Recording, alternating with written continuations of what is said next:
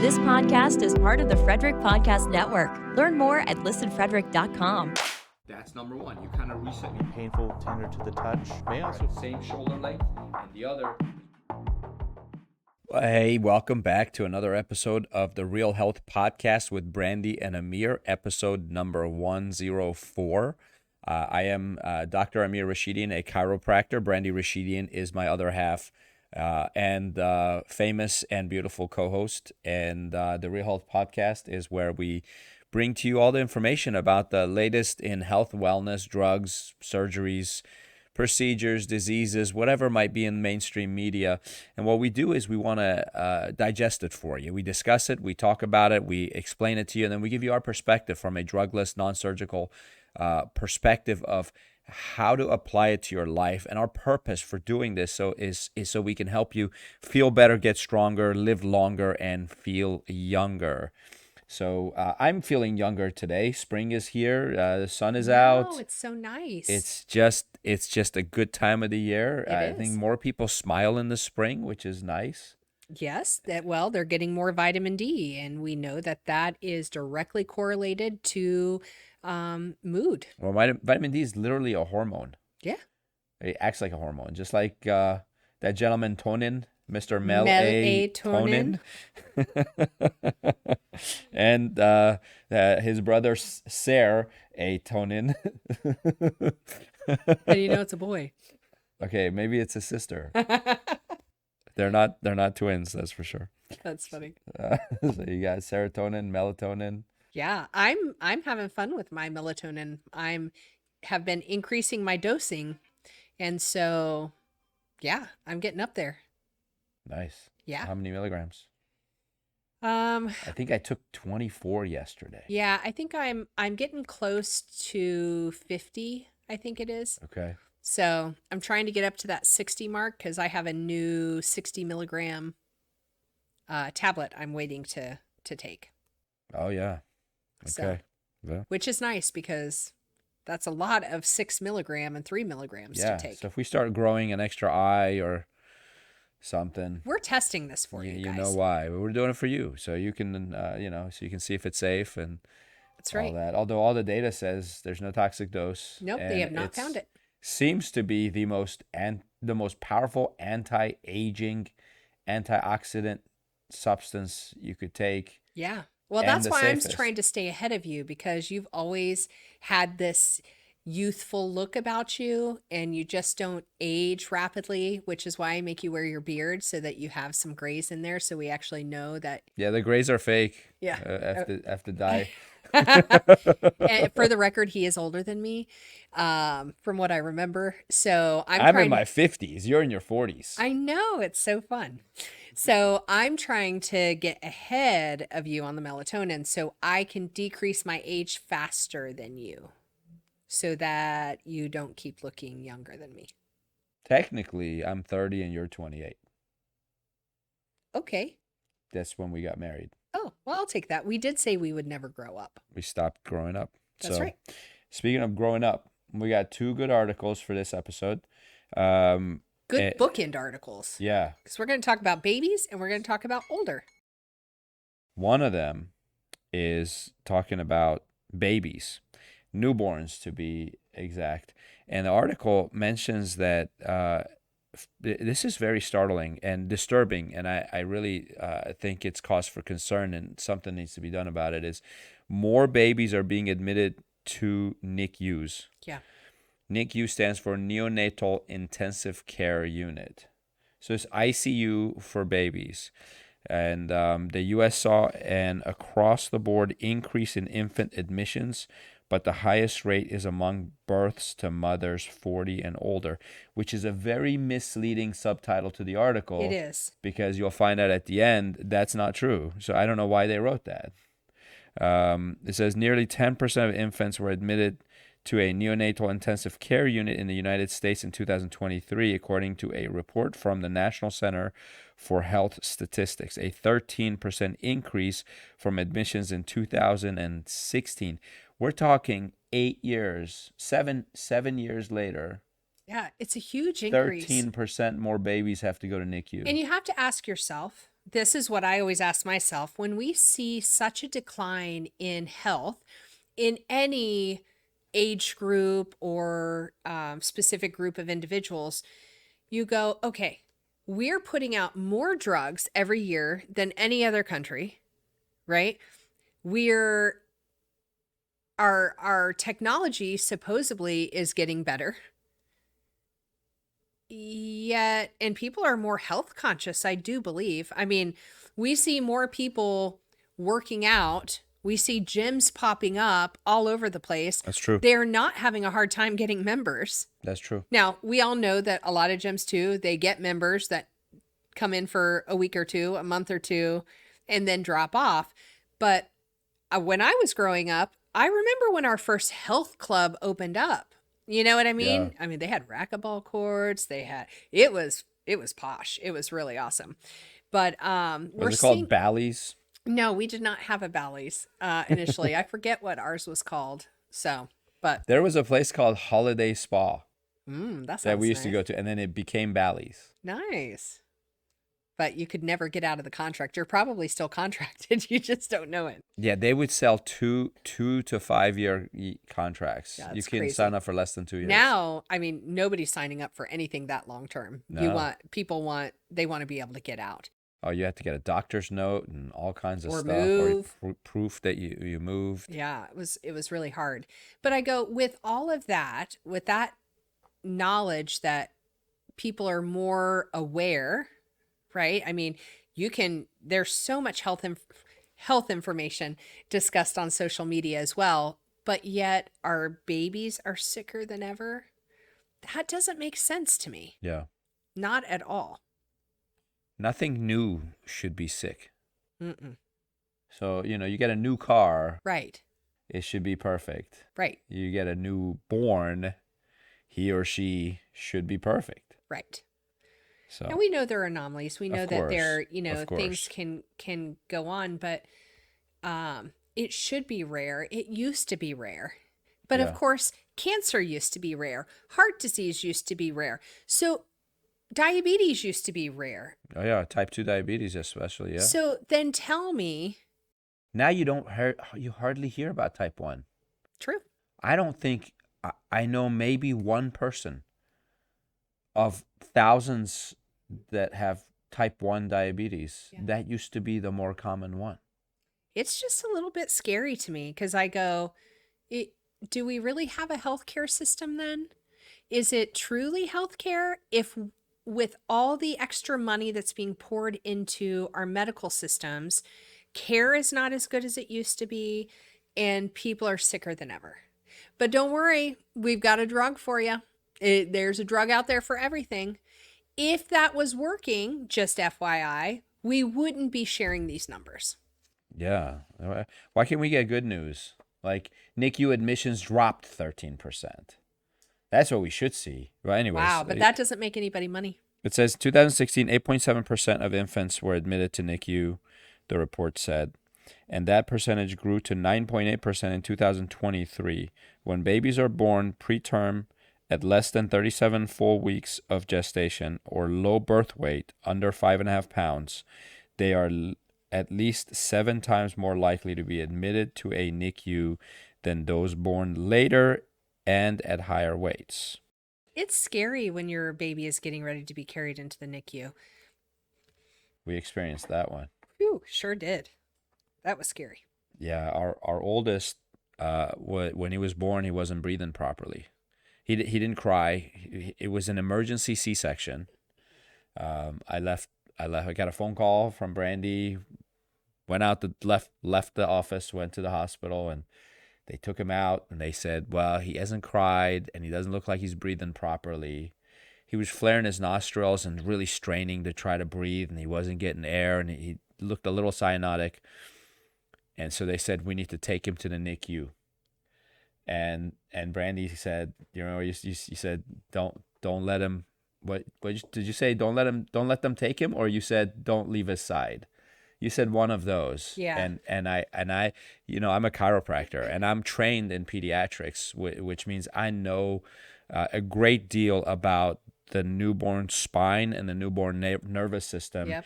And I know for a fact in a traumatic birth, which C-sections tend to be, I was present. I watched this birth.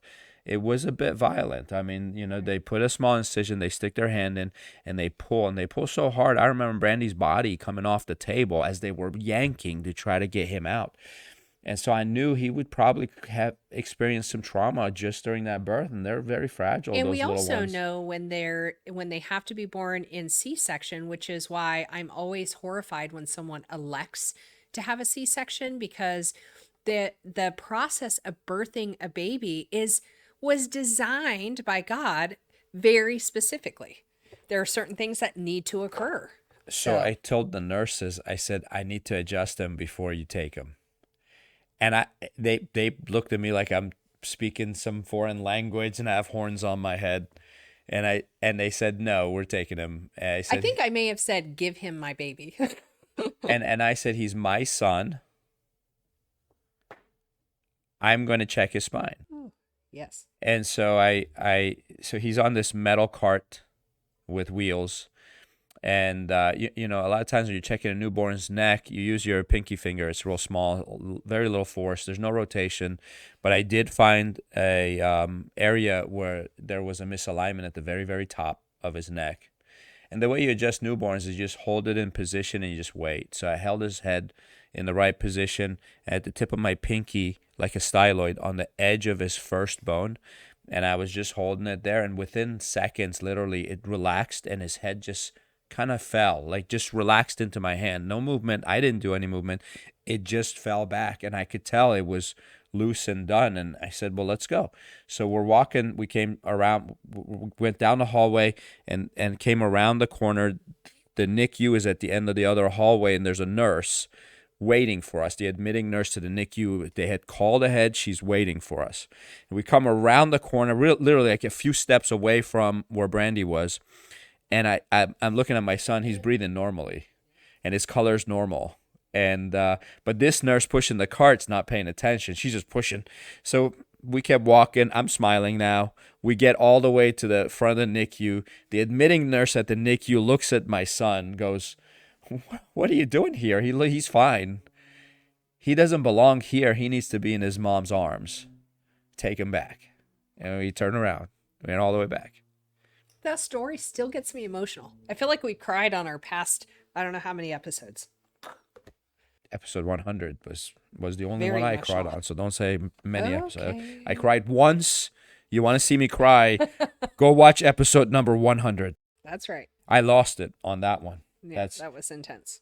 Because we were talking about teenagers and, depression have some. with and we've got a teenager, and thank God he's very well adjusted and fine, but you never know. Yep. So go watch that episode. I think it'll save some lives. So of those babies born to, by the way, do you want to talk a little more about the natural birthing process? So here's what Brandy was talking. So she said the way God designed birth is for a reason. Did you know that a baby giraffe falls 7 feet immediately after birth? It lands on its side on the ground. When it hits the ground, it stimulates the lungs to start expanding. Yep. And that's what makes a baby giraffe breathe.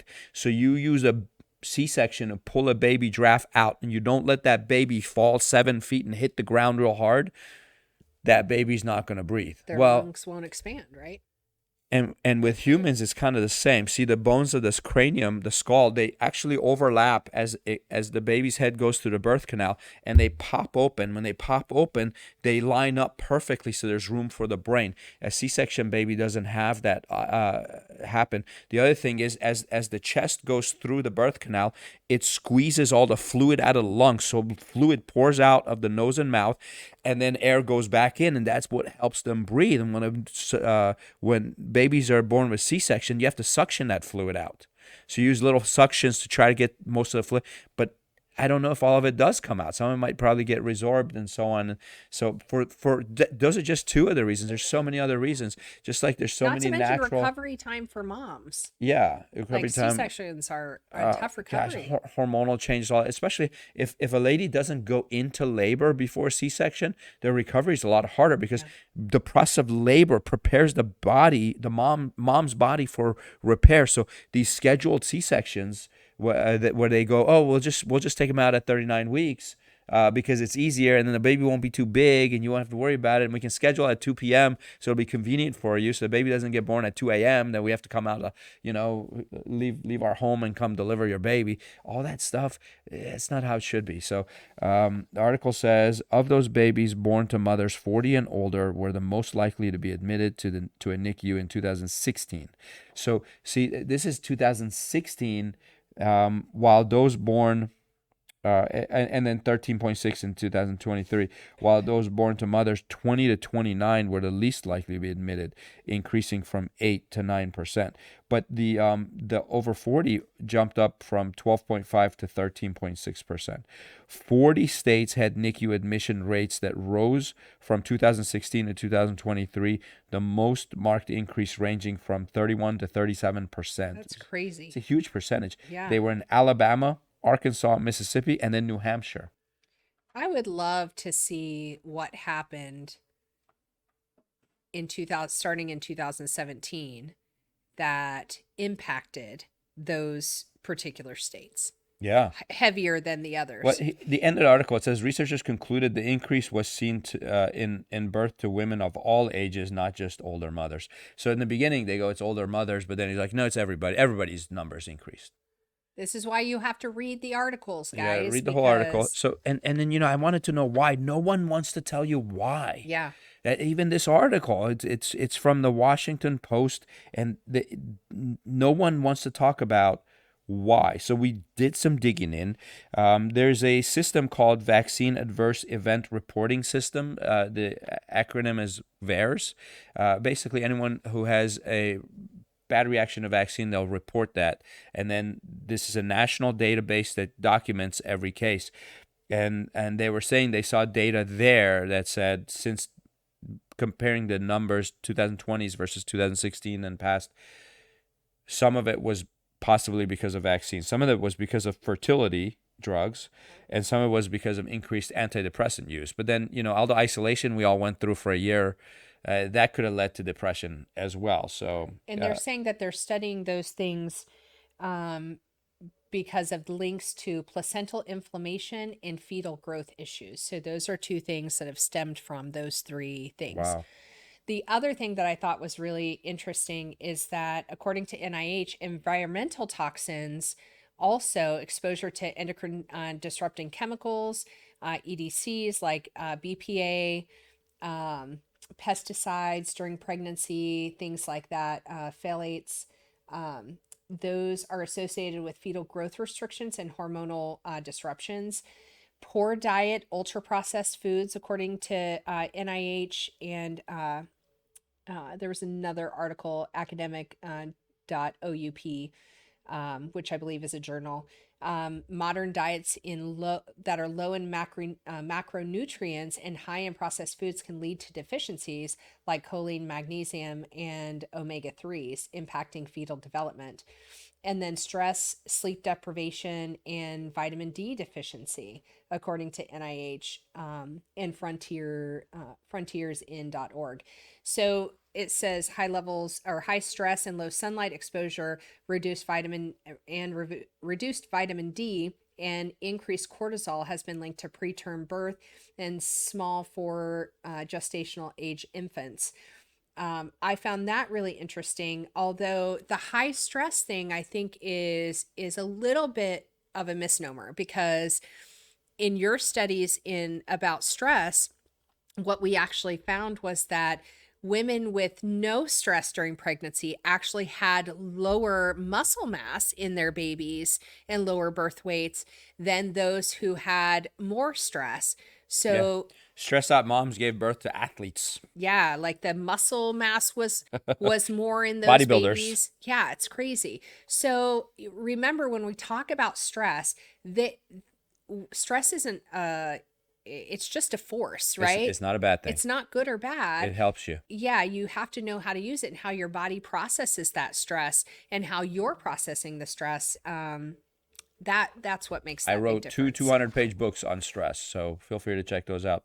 And then it seems like more women are scheduling their C-sections as elective surgery earlier and earlier. I had a friend that did that. It used to be you wouldn't do it before 40 No. weeks, then so you wouldn't do it before 39 weeks. It seems like they're going earlier. So, and that's leading to increased rates of NICU And it's admissions. funny, with our second, I actually had placenta previa, and so we had to schedule a C-section, although And we I fought them on waited. it. Oh yeah, they're like, we have to do it at 36 weeks. I'm like, oh, you've lost your mind. I'm not doing that. I'm like, I'm literally not scheduling it. You cannot take this baby. So we got almost up to 38 weeks. That was kind of like our happy medium. And I waited until the last possible He was supposed to be minute, born on 10/13, which was his official due date, which one of my best friends was excited about because her But- birthday is 10/13. but he was born at 10:13 a.m. In the a morning, couple yeah. weeks earlier, and I Yeah. won't tell you his exact birth date. But listen, we're out of time. And I was going to talk about another article here called 4 Weird Signs You're Getting Older, but we're going to save that for next time. Just because our new format is we're going to do these shorter episodes, but we're going to post twice a week. So Twice a week starting on episode 105. we're going to see you in just a couple days. And we're going to go over that article, and we've got a bunch of other ones that we're going to go over too. So please join us. And hopefully this was useful to you. Good show. Great show. I'm excited. We'll see you next time. Bye-bye. This podcast is part of the Frederick Podcast Network. Learn more at listenfrederick.com.